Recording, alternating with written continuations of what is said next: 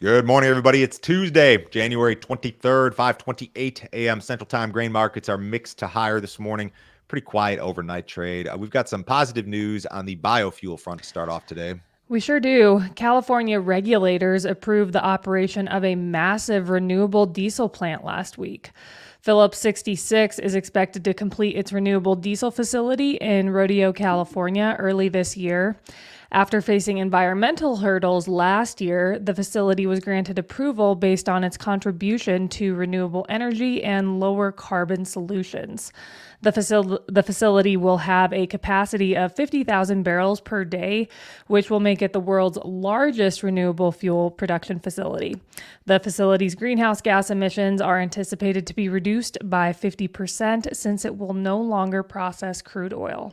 I'm not sure if that statistic that they rattled off in this Zach's article is correct because I was looking at EIA's renewable diesel fuel capacity sheet this morning. They only update this like once a year. So as of January 1st last year, this Diamond Green diesel plant in Louisiana was the largest and larger than what they're talking about here. And their Diamond Green diesel second plant in Port Arthur, Texas was the second largest one. But in any case, this is going to be a huge plant, and this crush expansion deal and the usage of more soybean oil for fuel is very much a go. This is all ongoing.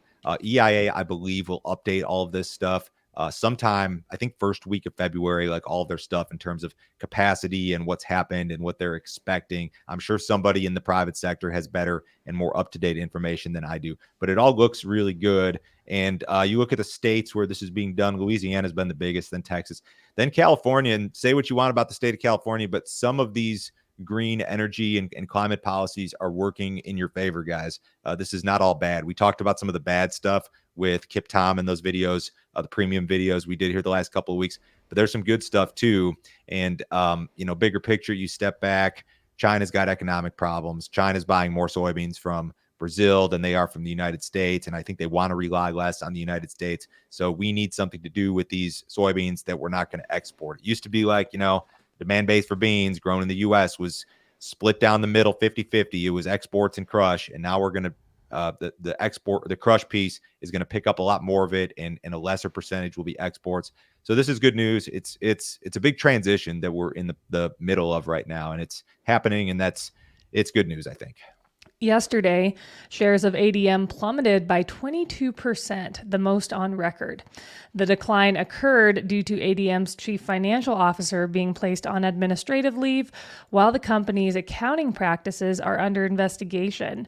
ADM stock closed at $51.69 on Monday, erasing almost $8.8 billion worth of market value. ADM is no stranger to scandal. Back in 1996, the company pleaded guilty to price fixing charges. ADM is also currently facing a lawsuit related to allegations of price manipulation in its ethanol business. This is pretty ugly. So that's a worse one-day loss than anything you saw in 2008 or anything you saw on Black Monday in 1987 in terms of percentage loss. You look at this chart, and this is ugly. I mean, they gave back like years worth of gains in one day in terms of the stock price. So we don't have a ton of details here. We know they're going to delay their fourth quarter earnings. They're going to delay the filing of their annual report and some of the tax forms. I mean, you don't lose $9 billion in market cap in one day because of a rumor. There's some serious shit going on behind closed doors, and we just don't know exactly what the details are. I hope they sign your grain checks. I don't know. If you guys have not already checked out our premium content, you should do so. Joe, can you tell me about the video you put together yesterday? This is the biggest problem facing row crop farmers in the United States today. Unpriced 2023 bushels. What should you do? I went through and I list what we've advised every single business day at the bottom of our email, but I went through in some great detail yesterday. I had spreadsheets about every sale we've advised, broken down by crop year, by percentage. We marked to market the stuff that we don't have priced, and we played with a bunch of different scenarios. We also ran some scenarios for like the farmer who's super undersold, and ran some spreadsheets with regard to that. I laid out my basic game plan as it relates to old crop bushels and what you should do. I think this is something everybody should watch, not only because of like what we've done and advised. Like that's one thing. Everybody's got recommendations, but just I think the thought process behind all of it. I'd like to think that I'm really, really, really transparent when it comes to recommendations and how we do things. We keep it very, very simple. This is I thought it was a really good video. I had a ton of positive feedback on this. If you guys want to see the premium stuff, go to standardgrain.com. You can sign up this morning. And I will forward you a copy of that video along with this morning's email. This is a $50 per month subscription. You can cancel it anytime. No other fee, no other obligation. Nobody will try to sell you anything else. You'll get our morning email at 5 a.m. Central Time every single business day. You can jump on the text list if you want, and that's it. You'll never hear from us ever again unless you want to. The Brazilian soybean harvest is ahead of last year's pace. According to well-followed private group Ag Rural, 6% of Brazil's soybean crop had been harvested as of last Thursday. At this time last year, 1.8% of the crop had been harvested. Ag Rural is estimating the crop at 150.1 million tons. The estimate is down from the group's December projection of 159.1 million tons. So the declines in the private estimates, it's all seemed to leveled out recently. Everything's kind of leveled out in the 151, 150 range, whatever. Their weather forecast is wet. I mean, even the next 10 days in Brazil is wet, especially for some of these northern areas. There are some areas that won't see as much rain. There is some concern that as harvest begins, it could become too wet. I don't know that the market is reacting to that or is concerned about that. The Argentina situation, I'll tell you what, there's not a lot of rain in the forecast. This is the next 10 days, which is very dry. And even the extended GFS model for Argentina out through February 8th is really pretty darn dry. And a couple of the forecasters that I listen to think that this is actually this little bit of rain here in this 15-day outlook, that this is even a little bit overdone. So if Argentina starts to shift drier, this is something that the market will absolutely pay attention to. I can't help but wonder if this 25-cent pop we've seen in soybean futures has something to do with this Argentina situation, because it has been good, but doesn't look that great as we move forward here. U.S. soybean shipments declined last week. USDA reported that 1.2 million metric tons of soybeans were inspected for export. During the week ending January 18th, the print was down 9.2% compared to the previous week and down a whopping 37% versus the same week last year.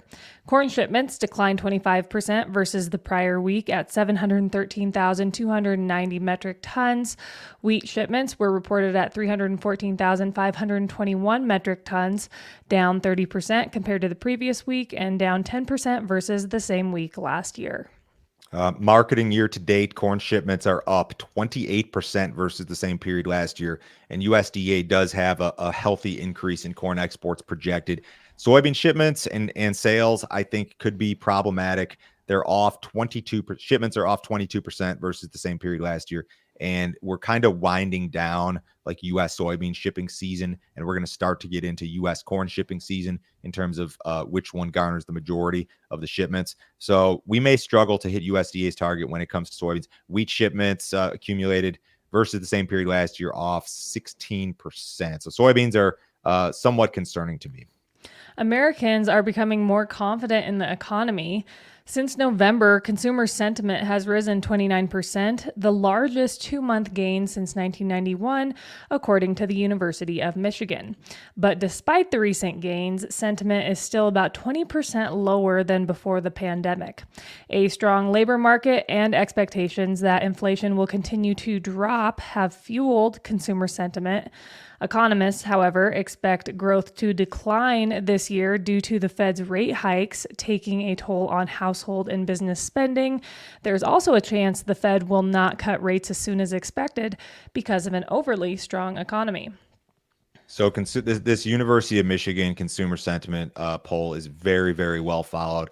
And consumer sentiment bottomed and hit a record low the exact same month that inflation peaked. The CPI peaked at 9.1% in June of 2022. That was the same month that consumer sentiment, according to this index, bottomed. And now we've seen a sharp rally. So sentiment, according to this report, is just now 7% below the historical average. So you're almost back to average in terms of consumer sentiment.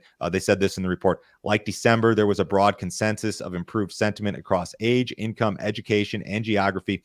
Democrats and Republicans alike showed their most favorable readings since summer of 2021.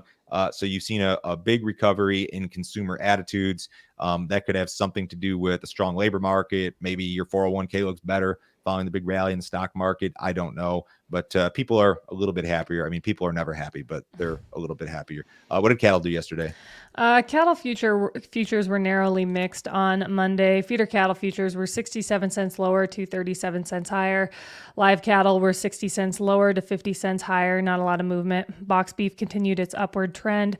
Choice closed Friday at 298.67. That was up 317. Select ended the day at 286.58. That was up 353.